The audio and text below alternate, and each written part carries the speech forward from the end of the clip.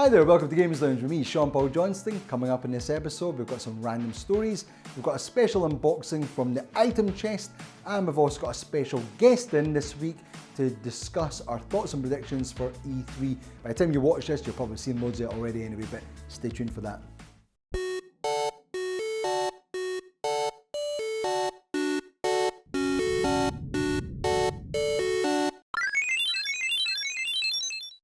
Games Lounge.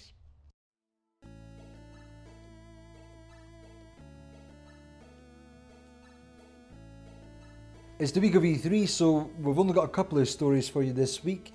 The first one I'd like to highlight was a story about the city scanner from Half-Life 2. Now, a YouTuber called Vaplushka has gone ahead and made himself a custom drone that basically looks like the city scanner from Half-Life 2, or from Half-Life. That's the one that floats around and takes pictures of you.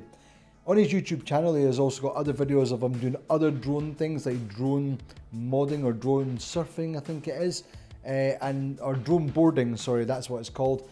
And that also looks pretty cool. But it looks like his city scanner one is his kind of most accomplished one yet. And the good news is that if you want to go ahead and try this yourself, he has actually got a tutorial, or he's got like videos on how he customized his drone. I think what he did was he got one of the drones that's got the 4 propellers, and he basically took off the guards and then he modified it and he built like the actual front of the scanner itself with the light and everything. Now he's got some videos of him flying through some buildings. Really cool. Go and check it out. We'll put up the link in the description for where you can find his channel and you can go and check it out yourself. Now our next story is regarding, kind of ties in with E3, but it's regarding Josh from the BitBlock. Now some of you might know Josh from his other videos that he does regularly with his live streams. He also does like news stories on gaming, kind of similar to what we do. He's been doing it for a long time. There is a thing that Josh started doing recently called Make Believe, and he done this a few months back, where the idea was he was creating a channel where he would come up with ideas or concepts for various Nintendo franchises, and he's done his first, what he called was like kind of like a Nintendo Direct, but a make-believe Direct, to kind of fill in for the gap that Nintendo never had one this year themselves. With the first episode already getting over 250,000 views on YouTube, it's probably way up there now. It looks like Make Believe is going to be a big hit with Nintendo fans, and it's not hard to see why. The digital event gives us a sneak peek at some of the work BitBlock have been doing, and the results are really impressive. Josh outlines how he's going to update the classic Mario Party, where players can vote on their favourite modes and characters, and offers a tantalising glimpse at totally remastered versions of some of Nintendo's favourite minigames like Bumper Balls, Mecha Marathon and Shell Shock, those kind of things. In it, he's got clips of Animal Crossing, he's got some stuff from Mario Kart that he'd like for maybe the balloon battle. And it's really incredible work that he's done there. He's actually modelled in 3D all the characters and the vehicles and all these kind of things, and he's put them in and rendered them, and he's actually got them in a moving environment, so it's like an actual game. And it gives you a good idea of what Nintendo could do with some of the franchises. We also get a teaser for an all-new Mario Kart Battle Mode map concept, which Josh calls Downtown Delfino. So if you remember from the GameCube game, Super Mario Sunshine, it's kind of taken from that. And yeah, it'll be interesting to see where that goes next, if he's going to do some more with that stuff. So yeah, go and check out his channel. So you joined us last week and we had an awesome item, which was this beauty here, which is going in the competition, and you got a chance to win that. So remember, and stay tuned to the end of the episode so you can see the details for the competition. This week we've got some equally as cool stuff sent to us by gamerabilia.co.uk. So they obviously knew that we were doing some streams based on certain franchises, and they decided, once we got in touch with them, they decided it'd be a good pairing for them to send some stuff to us that we could try out on the streams and show it to you guys. And they've also said we can keep the stuff and put it into the competition as well. So what we've got in the chest, we're going to take it out, we're going to show you, and then what we'll do is at the end, this will all go into the competition. You'll have a chance to win that stuff as well. So what I'll do is I'll just tell you a little bit more about Gamerabilia itself. They're based in Newcastle, and they're basically a gaming store that sells pretty much anything gaming related, t-shirts, figurines, cups, mugs, all that kind of stuff. So they sell a wide range of gaming memorabilia. Gamerabilia, that's where the name comes from. So they're selling all that kind of stuff. You can go and check out their site, gamerabilia.co.uk. They've got free shipping in the UK if you spend over £50, and they will ship worldwide as well. So that's something to look into. If you're buying a bunch of stuff anyway, you'll probably get free shipping here in the UK. Awesome stuff. All their products are officially licensed products, so you know you're getting an actual official product. So if you're buying something, let's say from Nintendo, a t-shirt for instance, you know it's one of Nintendo's official products. So not some kind of offshoot, third party, or whatever you want to call them. What's it called when you get like a fake one? Counterfeit? That's the one, counterfeit, it's not counterfeit stuff. Proper genuine stuff, so yeah, you know you're getting something pretty good. Let's get straight into this, Lindsay. Let's get into the case and let's pull out the first item, and I'll tell the viewers what this item is. On you go, Lindsay. I've got no idea what's in here. The empty space. What? Massive thanks to Gamerability, by the way, for sending this over to us. So the first item, what is it, Lindsay? Coasters! So these are the Super Mario Brothers coasters, and yeah, they're like, it says collector's edition on it as well. I'm just going to tell you a little bit about these ones. So there's 20 coasters in the box, and it's various Super Mario Bros things. So for instance, you've got Luigi, Mario, you've got the brick block, you've got the question mark block, coin block and stuff. And what it says on the website is it says, first he was saving princesses, now he's saving surfaces. Protect your tables, units and other surfaces with the help of these brilliant Super Mario Brothers coasters. Set includes 20 drink coasters, each with a different iconic character or icon from the original NES game designs. Oh. So yeah, it's two little, like they're wrapped up. They're foil wrapped. You call that cellophane wrapped or whatever. So you get two Shrink wrap. sets of 10. So I presume it's duplicating the same ones. But yeah, you've got like Bowser there and stuff. No, actually it says in the front 20 different. Oh well, you get 20 completely different ones then. Wow, look at this one. And I think they're like, if you imagine like what a pub sort of kind of coaster is, they're kind of carved. So yeah, they'll not last forever. But if you're having a party or something, or you're having a gaming night and want to impress your gamer pals, pretty cool. Next item, Lindsay, I'll package that up while she gets the next one. I've done it. You've done it, you've done it. The next thing, let's see. We'll put this all on the table afterwards so we can see them all together. The next thing, ooh. This. Whoopsie. So again, this is from Super Mario Bros. And it's Pixel Craft. And I think you get something like 720 magnetic pieces or pixels. And you can basically make whatever you want from them. So obviously you can put them in your fridge. It does have certain patterns. So there's 8 different little patterns. So you can make Mario, Luigi, a coin. Basically the same things as before, like another one. It's got the flower, the mushroom and stuff. So you can follow those guides to make these different patterns. Or you can just make something yourself. Create your own 8-bit versions of characters and icons from Super Mario Bros. Just as they appeared in the original NES game, using the different coloured magnetic pixel pieces. With 720 pixels included, you can follow the design patterns to recreate characters and icons. It's not suitable for children under 36 months due to small parts. But yeah, really, really cool. Again, it's from the classic series as well, so collector's edition as well, isn't it? It also seems to have like a photo frame back on it, so you can stand it up. I'll take that, but you can get the next thing. What's next, Lindsay? What's next? Next. What's it gonna be? Da da da da da da da da. So if you recognise this in the tune I just did there, which is obviously a musical marvel, this is from Zelda, and it's the Hylian Shield mug. It's not dishwasher or microwave safe, so you have to just wash it normally. But it comes in this cool box. Zelda colours as always, like always. Wow. It's a big cup, isn't it? Big mug. Obviously. Oh, I want a hot chocolate in that. Big enough for a hero. Wait till you see the back as well. So it's like this on the front. And then... Oh, very cool. I never even noticed that. Yeah, it's got Zelda. Does it just say The Legend of Zelda in the back? Pretty cool, huh? Pretty cool. You too can look like a hero. Yeah, that's awesome. Not suitable for real battles with arrows. So don't try that. I'll have a That's hot nice big mug, chocolate, isn't it? please, with lots of marshmallows and whipped cream as well. Yeah, it's really cool. It feels lighter than what it looks like. I thought it was going to be really heavy. That's really cool. Cool, we'll get that back in the box in a second. Actually, I'll get it back in the box now. I should get the final last piece, Lindsay. one. The final piece of the puzzle. You have I to can't do the believe tune. these are all Do the going tune in again. Do the tune again. You do the tune. I can't remember how that goes in the box. It's a bag! It's a collector's edition bag. Is a bag going in the competition as well? The bag will, yeah, probably, yeah. The bag will be, you got a bonus bag as well. What's going to be inside it? This is one of my favourite ones. Oh my goodness. Yeah, it's cool. So, this here is a Wow. beanie, but not just any beanie. This is the Legend of Zelda pointed beanie hat in green. Wow. With a buckle. Oh yeah. Yeah, it's like a wool beanie hat or something. Woolen.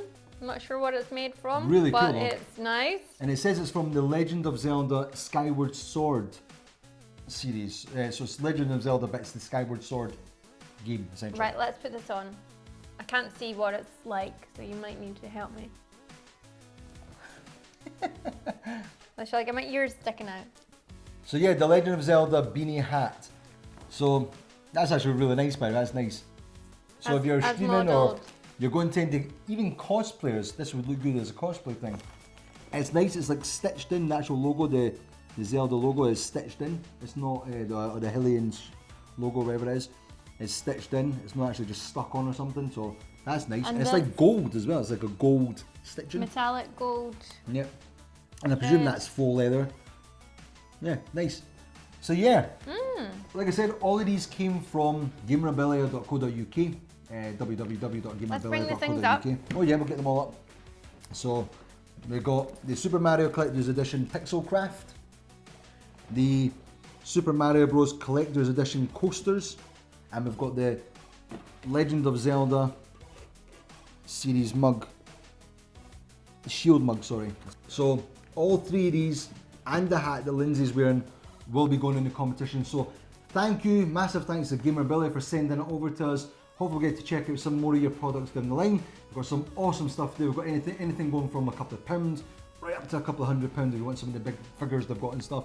So yeah, definitely check them out and see you afterwards. Hi there and welcome to our main discussion this week. So yeah, we're going to be discussing our thoughts and predictions on the E3 this week. Joining me this week though, we've got Catriona. Catriona, welcome to Games Lounge. Hi. And Catriona's going to tell you a little bit about herself. Yeah, so I'm Kat and my channel is called Wasps-and-Cakes on YouTube. And I basically just make Let's Play videos. I play video games. And yeah, that's what I do at the moment. And what got you into streaming? Well, I've been playing games like my whole life, basically, as long as I can remember. And I've also kind of been watching, in recent years, a lot of YouTubers who do Let's Plays, mainly games that I find too scary to actually play myself. So I thought, I'm going to try and do this, see what it's like. So I've just kind of jumped on board with that recently. Good stuff. And what's your best part so far of doing the streaming, running your channel? What have you kind of highlights or anything? The best part for me so far is not so much actually like playing the games and recording and making the videos. It's more of the actual YouTube community. Kind of just meeting other people who like similar things, and we all do kind of the same thing with videos. So it's been really fun to just actually meet them and be part of this little social crowd. So yeah. We kind of met at one of the YouTube events here in Edinburgh. There was the YouTube Creator Scotland, and we met at that, and we also met recently at the Happy Hour, which was a follow-up to that for YouTube. So yeah, we thought it'd be good to do something together in the studio, and here we are. So yeah, like I said, we're going to be discussing our thoughts and predictions on E3 this year. When you're watching this episode, E3 will have probably have started, so we'll get discussing about that stuff. So let's get straight into PlayStation 4. What are you looking forward to? The thing I'm looking forward to most, it's called Detroit, Becoming Human, by Quantic Dream, who made other really good games, like good story games, Fahrenheit, Beyond Two Souls, Heavy Rain, So this one was basically inspired from a short clip that I think it just went viral. I saw on Facebook years ago with a girl who was kind of like a robot girl, like an android, and she kind of wanted to be human. There wasn't a lot of detail in the video really, but it was just something about it really captured everybody, and everyone was like, where's this game? When's it coming out? What is it? There wasn't a game, it was just this little clip, basically. I think in the demo, isn't she crying or something? She's like crying that she wants to be human or something. It was really emotional. I haven't seen it in years and years, but it was something that caught a lot of people's interest, so they've actually decided to go ahead and make a game. What about something like anything from Bethesda? Elder Scrolls Online, they'll probably talk about that because that's still going. Dishonored 2, which I'm really, really looking forward to. Obviously that was announced last year. You're playing as Emily Caldwin in this one. She's like the daughter of the Empress from the last game, the one who you're basically trying to save in the last game. I am really looking forward to Dishonored 2, but since those two things are kind of already out there, we know they're happening. Yeah. I would love it. It's too much to hope probably, but possibly a new Elder Scrolls game. Okay. I would love it. Maybe a new franchise, I don't know, but it'd be really, really cool because it's been a while since Skyrim. Yeah. Maybe they're thinking about actually doing a remaster as well, because I think they've made it. I think they've redone Skyrim, kind of with better graphics and everything like that. But I think that was just like to test it. Right. Okay. So maybe they've decided to just bring it out. It would be. I would do it. I would get it. Of course I would. So now that Naughty Dog's obviously Uncharted 4 has been out, it's got great reviews. Where do they go next? Do you think they're going to announce something for that? Well, yeah, they've obviously been really, really busy with that for ages now. It's been their main focus for the last while. So I wouldn't be surprised if they still had something up their sleeve to do with it.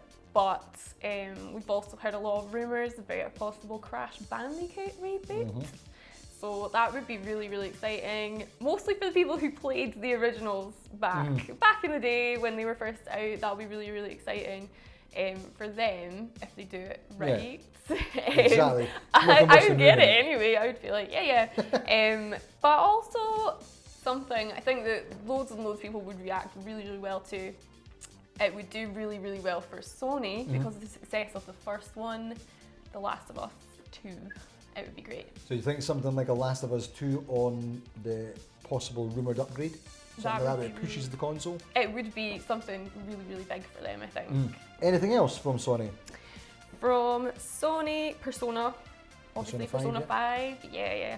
Big time, because Persona 4 was so good. It was so well received as well. I played that on the PS Vita, but this new one, Persona 5, is going to be out on PS4 only. Another major reason to get the console. So if you're not, then that would push you if you're a Persona fan. Obviously there's the rumours of the PlayStation 4 Neo and potentially a PlayStation 4 Slim, along with Xbox stuff as well, but we'll get to that in a minute. Are you excited about the potential of a new PlayStation 4, something where it's maybe an upgrade, it's built in VR stuff, or?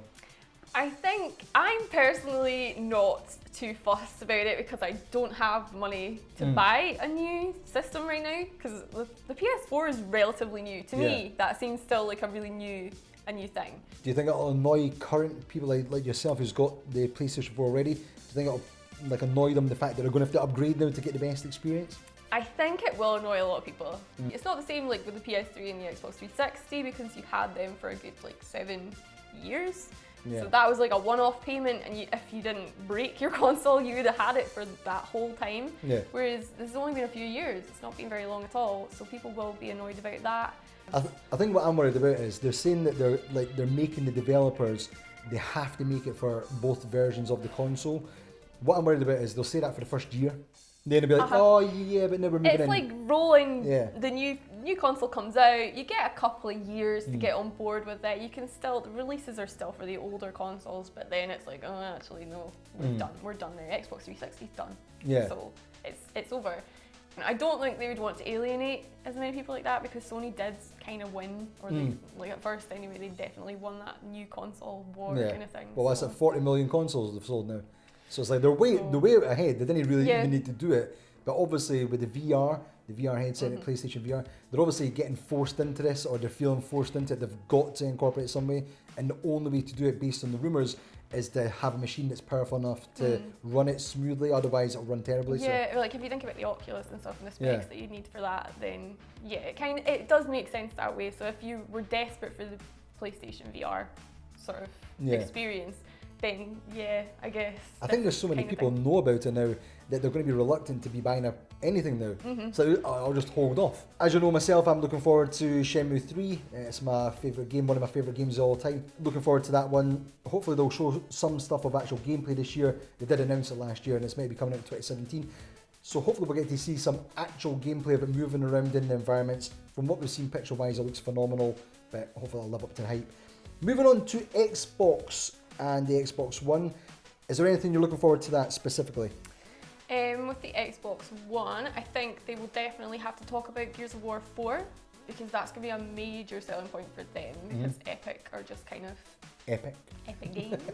Because they've been a big thing for the Xbox 360. The Gears of War franchise was massive. I was a really big fan as well, so I'm kind of gutted I don't have an Xbox One. The trailer at the last E3, the announcement trailer for Gears of War 4, did not sway me. Was it the a seller? gameplay, it just wasn't. No, I wasn't connected enough with it all, because obviously with Gears of War 1, 2, 3, you kind of built a rapport with the characters. You really got into that story. Then for them to kind of just bring out this new one, I know it's only natural, but you won't really feel the connection, and they didn't really have any emotional kind of ties to it. So I think that's what they've been trying to do with the most recent trailer. I think they've got some more gameplay out, so they're definitely gonna focus on that. What about something like Halo? Do you think there'll be any Halo news? I'm thinking Halo Wars. I've heard maybe they're going to talk about that. Probably if they're discussing that, then like Destiny, but I'm not too sure. Not too sure about that. I think the Destiny one is, I don't know if it's Destiny 2, but there's the Iron Fall or Iron Fist, I forgot the name of it, sorry. Lots of Destiny stuff, so don't blame But you. there's definitely sort of been rumours about this, and obviously that was, is it Activision does that one, isn't it? Bungie and Activision? Aye. And it's like it was a 10-year sort of deal they had where they were going to work in it. I think they're like about 6 years into it now, so yeah, we'll definitely see Destiny 2, whether it's this E3 or not, but that's probably something that'll pop up, I'm sure. Anything else? Mass Effect Andromeda, I think that will be talked about, because there's not been too much seen of that already. I think there's just been one sort of teaser, not even any gameplay or anything like that. I don't even know who you're playing as, to be honest. But that's another fourth game in a series where they'll try and sort of bring you back in with that, because that's BioWare.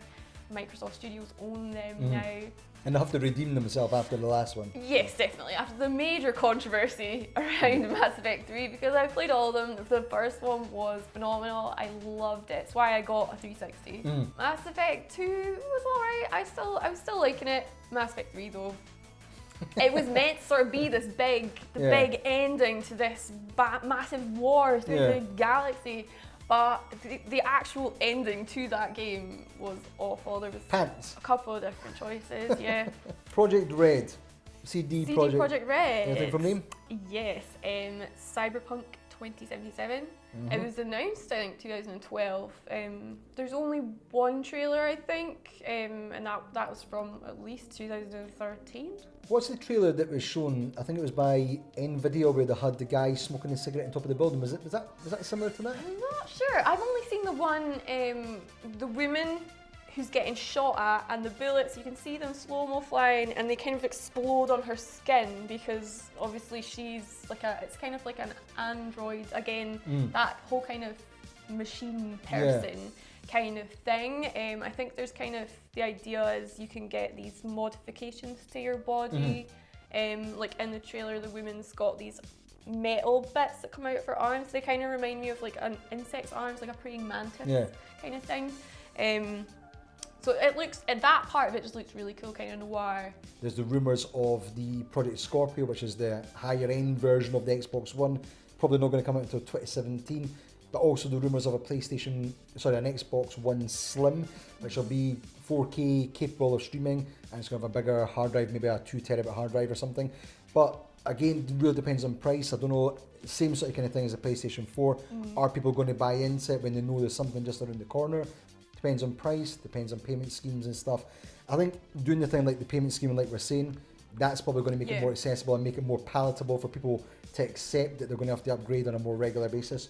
So it'll be interesting to see what comes out from that one. Moving on to the Wii U. We know that obviously Nintendo's not going to have a big massive conference in like sort of content wise. They are going to have Zelda Wii U. It's obviously going to be renamed at some stage, I'm sure, because it's coming out in NX as well now. But Zelda, that's their big one. They're going to have their whole, apparently the whole space for that pretty much. And they're also going to be showing stuff for Pokemon Sun and Moon and Pokemon Go, which is obviously a hyped up game. Is that something that interests you? Is that something that's holding your attention? Not really, because for me, like I don't mind the Pokemon games, I don't mind Zelda, but I've never been one of those die-hard Nintendo fans. It's never been something to grab me in and make me want to buy the consoles, because even though they're usually very reasonably priced, like they're quite cheap as far as like the next generation of consoles we're going. But for me, it's kind of more the same. That's just what there's always going to be Zelda, there's always going to be Pokemon, there's always going to be Mario. So for me, it's not quite enough for me to be really, really interested. But there are people who really love everything Nintendo do. If there was anything to come out rumour-wise, what would you like to see the NX? What would you like to see that would get your attention again, that would make you stand up and take notice? Third-party support? Yeah. Definitely, yeah. I would kind of, what I've been kind of saying the whole time of the Nintendo conversation is just I would like more variety from them. So if they came out and said, here's a couple of the usual things we're expecting, like always, like Zelda and everything like that. But then they were like, also, here's a range of different genres of game, and we figured out how it's going to work, because kind of usually the controllers have been a bit of a thing. Like obviously you've got like the Wii U gamepad, and you had the Wii remotes and things, which weren't the traditional sorts of controllers people are used to, making shooters a bit more difficult. But they, like with Splatoon, that was a really creative way to do that. So if they could do some more things like that can prove to us that a lot of different types of games would be possible, that would kind of get me interested, because I'm always interested in Japanese games. I really, really like them. So I think it's quite an interesting time for the Nintendo stuff. It looks like with their IP, they're starting to franchise it a little bit more with Vans, with Disney and stuff. They're doing like the theme park stuff.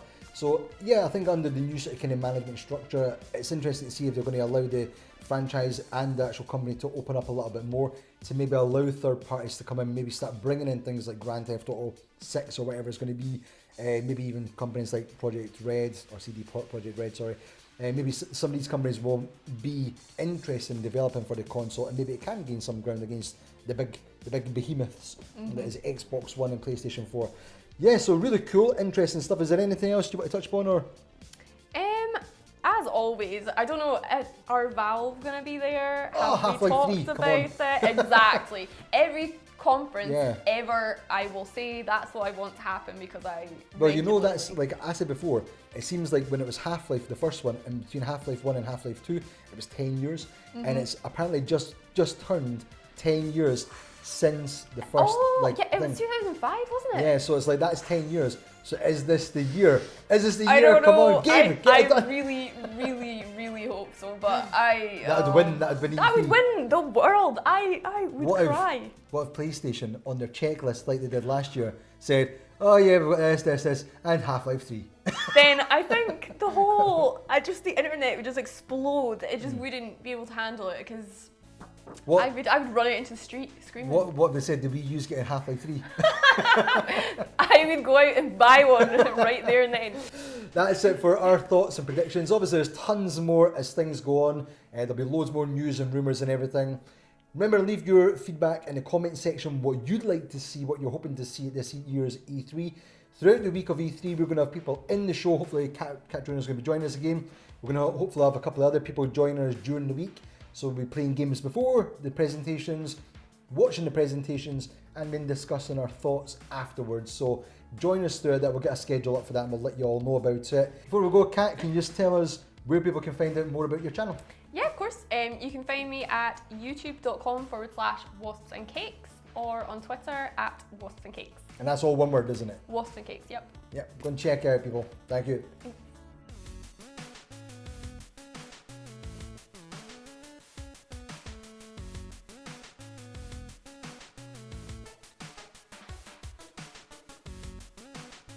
And that's it for this episode. Hopefully you enjoyed our thoughts and predictions.